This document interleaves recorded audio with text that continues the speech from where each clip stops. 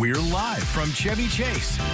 All right, it's time for our morning chat, and today we're honoring our fallen soldiers. Memorial Day is all about honoring and mourning U.S. military personnel who have died while serving in the United States Armed Forces. And joining us to tell us about the events that are happening at the Camp Nelson Cemetery, we have Colonel Paul Proffitt, retired U.S. Army veteran and chair of the Central Kentucky Veterans Committee. Colonel, welcome to the show. Thank you for having me. Well, first, thank you for your service to our country. It was my honor. Yes. And so tell us about Camp Nelson National Cemetery. Well, Camp Nelson is one of the 7 cemeteries in the Kentucky National Cemetery Complex. Most people don't realize that, but it is the largest of the cemeteries in the complex. There's over 18,000 service members buried at Camp Nelson. Wow. And if you're familiar with Camp Nelson, you'll see the newly moved earth and stuff just to the north edge of Camp Nelson, where they have started burials in the new section, Section AA. Okay. So, still a lot of veterans out there, and Camp Nelson's a very busy place. Yes. Well, and today is a very important day. Tell us what's happening today. Well, today is our annual Memorial Day service. We have a committee, the Central Kentucky Veterans Committee, that coordinates this in our charter with Camp Nelson. We have quite a few groups participating. We have the Salvation Army Band will be performing, several local vocalists that are professional as well.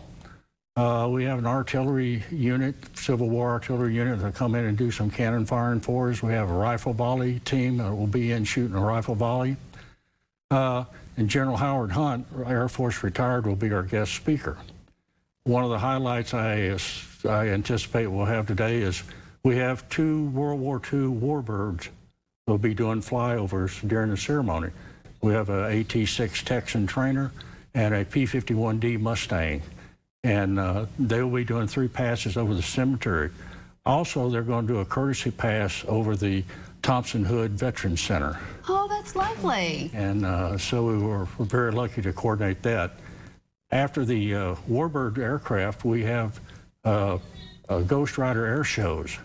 We'll be doing some skywriting, weather permitting, as long as it's not too cloudy. But you talk to your weatherman and get that fixed for us. We will put in a special request with Justin Logan, our chief meteorologist, to get that arranged for you today. Okay. And what does it mean to you as a veteran to now be volunteering and helping at Camp Nelson? Well, on my little business card I give people, I said retired but still serving. Oh, yes. Love that. So my dad was a veteran of World War II, disabled veteran. I served 27 years on active duty, and I owe it to these veterans who gave their ultimate, gave their all for our country. Yes.